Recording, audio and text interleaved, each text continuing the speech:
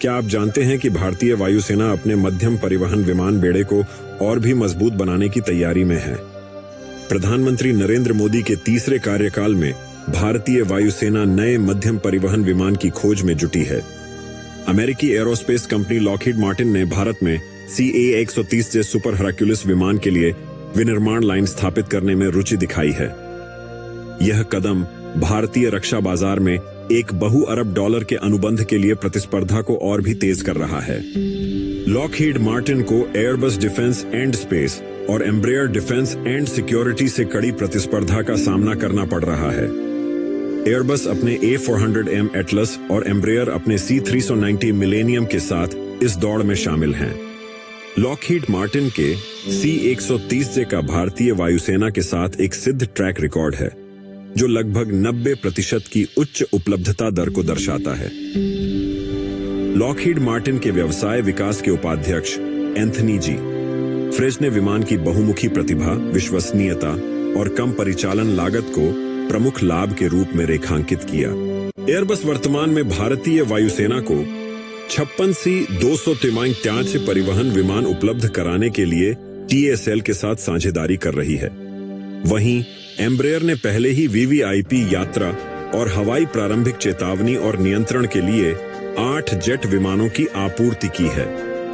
यह 3 तरफा प्रतियोगिता भारत सरकार की मेक इन इंडिया पहल के अनुरूप है, जिसका उद्देश्य रक्षा विनिर्माण में आत्मनिर्भरता को बढ़ावा देना है।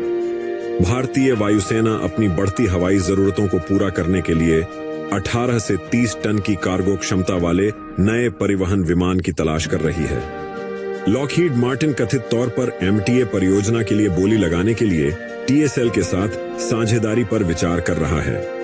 दोनों कंपनियों का भारत में पहले से ही एक सफल संयुक्त उद्यम है, जो C-130J के लिए टेल असेंबली बनाती है। एम्ब्रेयर ने अनुबंध के लिए बोली लगाने हेतु महिंद्रा के साथ साझेदारी भी की है, जबकि एयरबस ने अभी तक अपने संभावित साझेदार की घोषणा नहीं की है। औपचारिक निविदा जारी किए जाने से पहले रक्षा अधिग्रहण परिषद को परियोजना के लिए आवश्यकता की स्वीकृति प्रदान करनी होगी।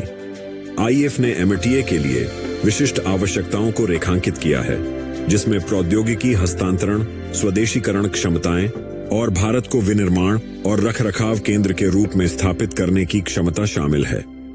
भारतीय वायुसेना सबसे अधिक लागत प्रभावी विकल्प निर्धारित करने के लिए विमानों के विभिन्न बैच आकारों 40, 60 और 80 के लिए लागत अनुमानों का मूल्यांकन भी कर रही है। चयन प्रक्रिया के दौरान ध्यान ऐसे विमान के चयन पर होगा जो भारतीय वायुसेना की परिचालन आवश्यकताओं को पूरा करे और भारत के आत्मनिर्भरता और औद्योगिक विकास के व्यापक लक्ष्यों में भी योगदान दे। तो यह थी भारतीय वायुसेना के नए मध्यम परिवहन विमान की खोज की जानकारी।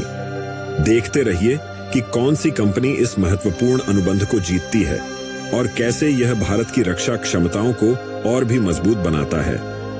धन्यवाद। अगर आपको ये वीडियो पसंद आया हो तो इसे लाइक और शेयर करें।